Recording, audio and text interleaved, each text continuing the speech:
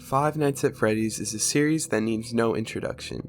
This unique and atmospheric horror game created by Scott Cawthon has taken the world by storm ever since its 2014 release. However, the series has grown exponentially since then, and so has its story and gameplay, as now VR studio Steelwool Studios takes on the role as the main creators.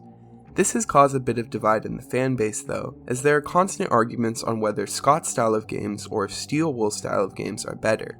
And that's where I'm left today. I'm going to be taking a look at the gameplay of some of the old games and some of the new games, and using that we're going to find the answer to the question, which Five Nights at Freddy's game style is better, old or new? Also, one more thing before the video starts, you might consider subscribing and turning on the notification bell. You'll be notified whenever I make a new video like this one, and it also helps me to continue making videos like this one. I also have some other links in my description, like a Twitch. I don't stream much, but who knows, I might start again.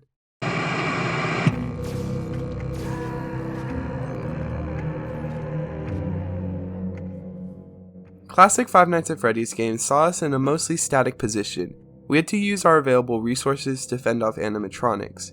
Sure, this could change a bit in different games, especially Sister Location, but you still have to mostly sit still, so it's not too big of a difference. Help Wanted and Security Breach, the newer games in the series, have a lot of differences. While Help Wanted sees us in mostly static gameplay scenarios, some levels can get a bit more creative, especially with resource managing in VR.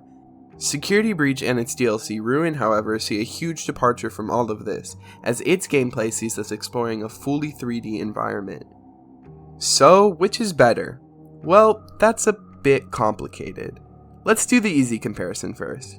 Five Nights at Freddy's 1 and Security Breach.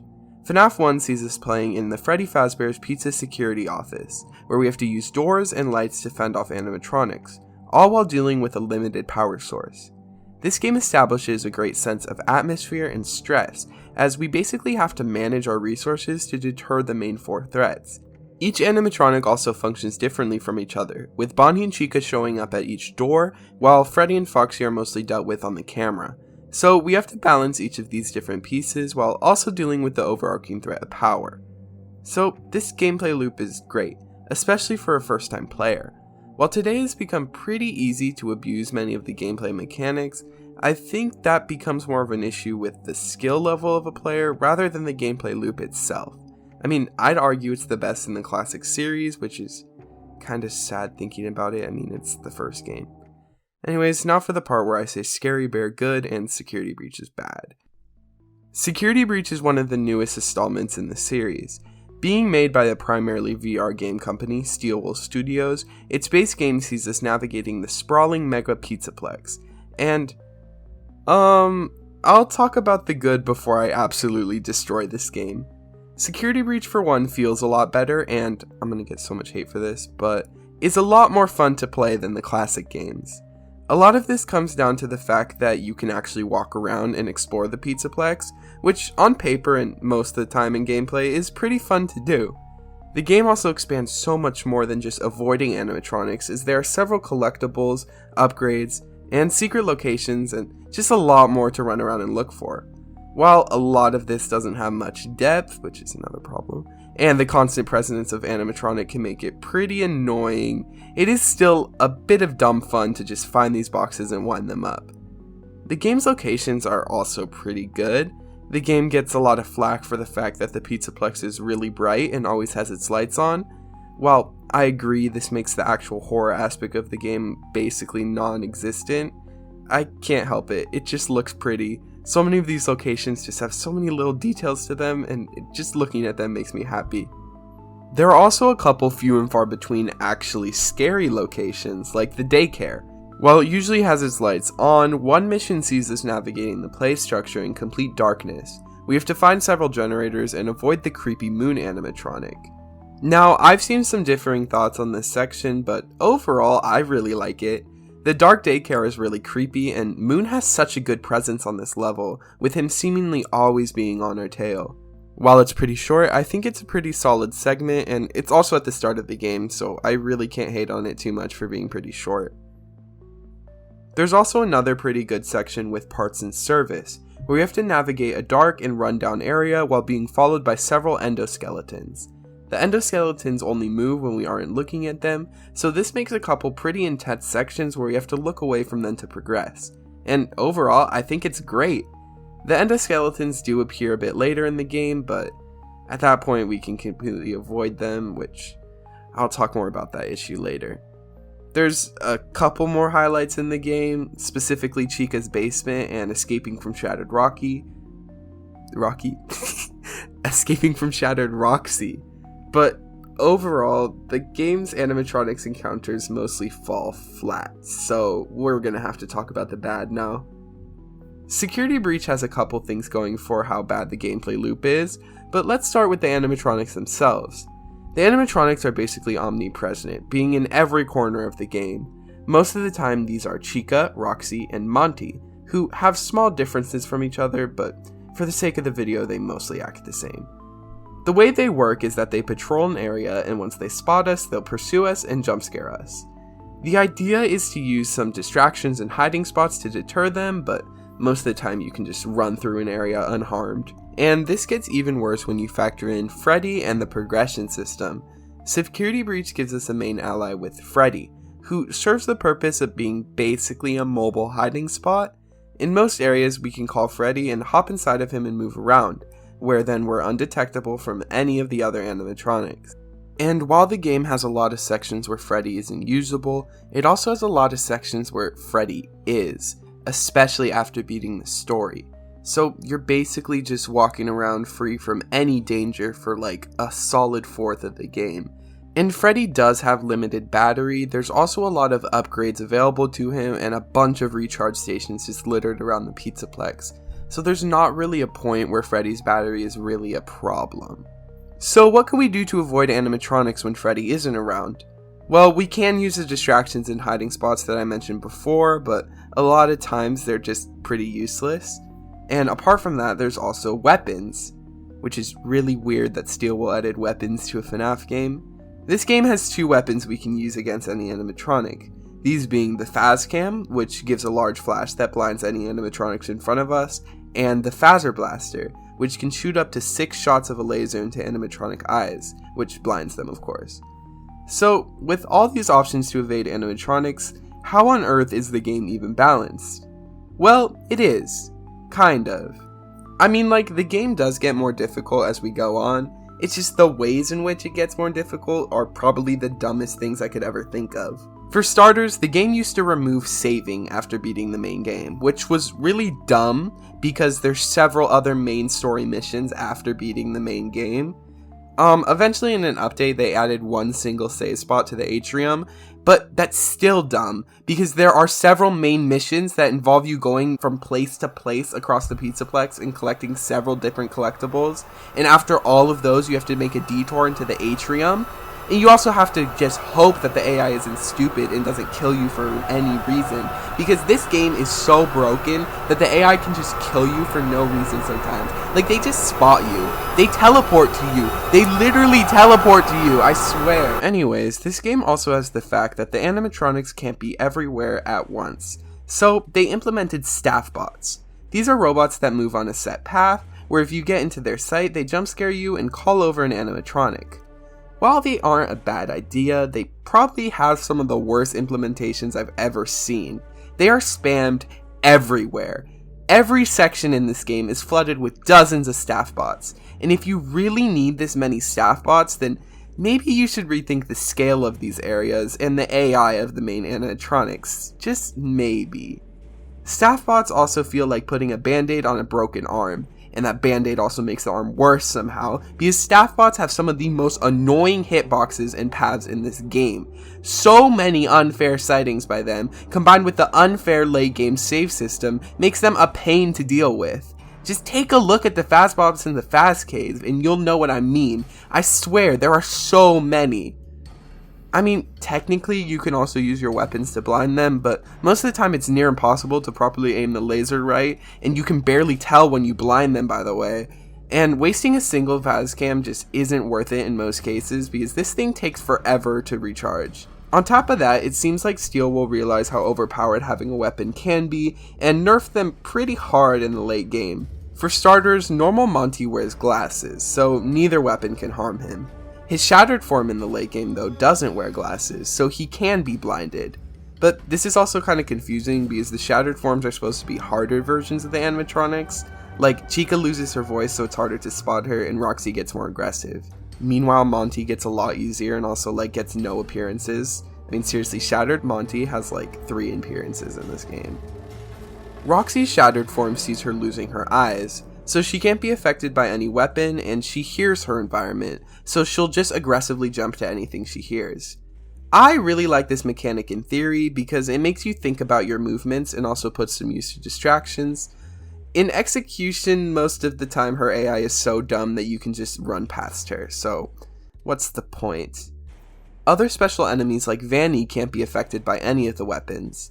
This would have been really cool if Vanny was actually implemented like how she was supposed to be from the start though, as she was supposed to be a sort of omnipresent enemy who is always lurking, but in the main game she only has 5 really short sections, 3 of which you don't even have access to the weapons yet, so what's the point? One last thing I wanted to mention, but I couldn't really fit in anywhere. This game has these weird sit and survive mini games that kind of mimic the mechanics of Fnaf 1. This is a cool idea, but the AI is so dumb that the execution is just really bad. I don't even know why they were added in anything. All of these sections are bad. And that's basically all that can be said about Security Breach. While Fnaf 1 knew what it wanted to be from the start and it executed its ideas near perfectly, Security Breach, however, is trying to be a million things at once, which makes its gameplay suffer a lot. Still, I do think Security Breach is some dumb fun, and you can definitely see the potential in it. Too bad it didn't work out. So, old Fnaf good, new Fnaf bad, right? Who knows, maybe all it needed was a middle ground, taking in the very best parts of classic Fnaf and the best parts of Security Breach.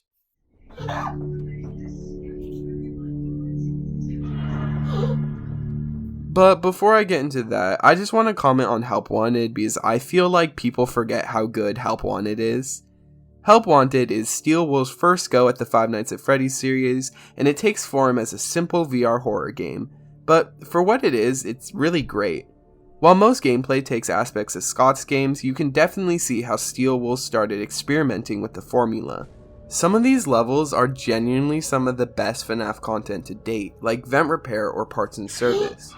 Vent Repair sees us go inside a claustrophobic vent system where we have to do several repairs around us. All while this happens, we have to manage our time and focus to make sure that either Mangle or Ennard don't attack us. These levels are genuinely terrifying and really fun, and I wish there was more Vent Repair levels in this game because they're honestly really good.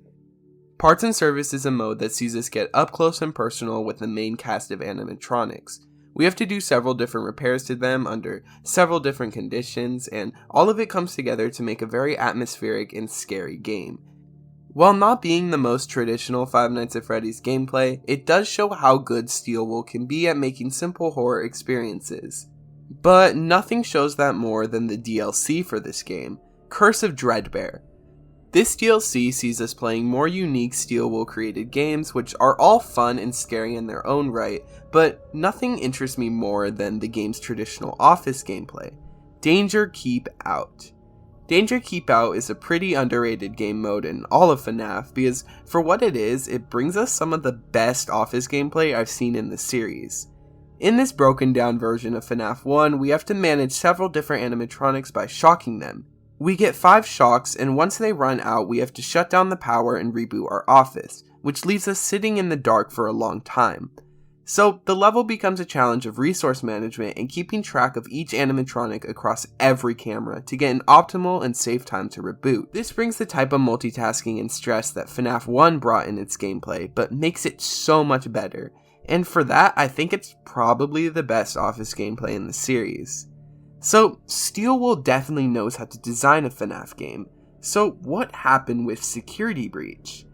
Well, Security Breach seems more like an issue with scope and differing ideas for what the game would be. And while that's no excuse for the state the game turned out, it's a good explanation as for why the gameplay loop exists. isn't very good. And that developmental nightmare is such a shame because it does really seem like Steelwool is capable of making a good game. They just need a better focus on what that game is. And that leads us to Ruin. After the mixed reception to Security Breach, Steelwool got to work on its free DLC Ruin, and after a trailer, we saw that it was going to be a more scaled back but linear and scarier experience. Ruin basically takes what was good in Security Breach and erases everything else bad. All environmental distractions, hiding spots, weapons, all of that is gone, and now we have to deal with the animatronics the old-fashioned ways, by examining their paths and moving when safe. The areas are also significantly smaller. The Pizzaplex is now in a state of ruin, leaving behind these terrifying, rotting places that barely resemble what came before, and they give a great, uneasy atmosphere. Seriously, I'm not over how great the design of these areas are. It feels like it can cave in at any moment, which just adds to the horror and stress of this game. So, Ruin streamlines a lot of Security Breach, but what does it add? Well, for starters is the Phas Wrench. This is how we access most areas, as opposed to Security Breach's light level system. While at times it can be annoying to have to do this wire matching puzzle, in later areas it can get pretty stressful, as a lot of the time we are left exposed to the animatronics on our tail. Anyways, the most important thing Ruin adds is the Vanny Mask. The Vanny Mask is a security device used by past workers of the Pizzaplex. Wearing it gives us access to the AR world. This uses a special chip implemented to our brains, which is kind of dumb now that I think about it, but it's okay, the game kind of thinks it's dumb too. Anyways, this will let us do several different things around the Pizzaplex, the most important of which being the security nodes. The security nodes are several walls that block our progression, and to deactivate them we have to find a main node and follow the wires to find and deactivate several other smaller ones, all of which are only visible when wearing the mask. The mask also gives us access to other forms of progression, like passing through objects that seem solid in the real world, or teleportation. Now, I don't want to talk about this too much yet, because it's kind of redundant, but I've seen a lot of controversy to these two parts of the AR world. And yes, I get it. It's not very realistic, and it's a far cry from Fnaf 1. But on the other hand, this game takes place in like 2060 in a world where fully sentient murder robots were made in like 1985, and they were all created by one guy in his spare time. This world also has a VR game that can manipulate somebody's mind, and when you die, your consciousness passes into an inanimate object. So this series just isn't very realistic anymore, and these more high-tech but corrupted virtual experiences are probably the way this series is going to go forward. Anyways, this mask is where the main gameplay loop comes in. The mask isn't fully safed, and it contains a security protocol named Mixus. If we wear the mask too long, Mixus will appear and jump scare us. If we get too close to him or continue wearing the mask, he alerts an animatronic to our location. So the mask basically becomes a game of time management, where we have to make sure we wear it for as little time as possible while also making sure we are on track on deactivating the security nodes. This also gets more complicated, as to actually deactivate the node we have to do a short matching minigame, and similar to the wrench, this can be pretty stressful as we're on a pretty strict time limit. I really like this gameplay loop as it brings the more resource management urgency that the classic games had, while also seemingly weaving in the exploration aspect that only a free roam game can have. Unlike some other games in the series, this gameplay loop also never gets old. As the game goes on, the difficulty and scale of the areas increase, and of course each area is different. There are also other dangers as we go on, like the inhibitors that we have to deactivate. These disable our ability to toggle the mask, which can either trap us in the AR world or trap us out of it, which makes the levels even more complicated. All of this basically comes together in what is probably the best FNAF game to date, as Ruin strikes a great balance between the classic and new games, bringing on an excellent gameplay loop that evolved what came before. I mean, my only real issue with Ruin is the fact that it's linear and not too replayable, but even then, Ruin never really tried to be in the style of a replayable game, so it's more of an issue of me just wanting more for this gameplay, which is probably the best problem a game could have. I mean, I just want to play it more. Anyways, that brings us back to the question of the video. Which is better, old FNAF or new FNAF? Well, I think it depends on the games you're comparing.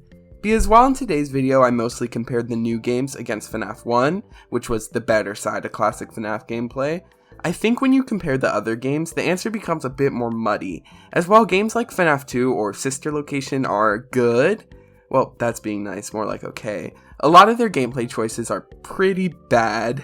I mean, I think overall, it's less of trying to pit the new games and old games against each other, and more of just seeing what Security Breach did wrong. I mean, really take a look at the whole FNAF series. The only game to really not fit the classic FNAF gameplay mold is Security Breach, which really goes to show how much that game just changed perception on the series as a whole. So, in conclusion, I'd probably take games like Help Wanted and Ruin any day over the classic Scott games, but that's just a personal opinion, and all these games have their own unique take on the main gameplay loop, so really it could go any way. So, don't ask yourself whether you like new or old FNAF. Instead, ask yourself, what makes you FNAF? That sounds a bit weird, but you get the idea, okay?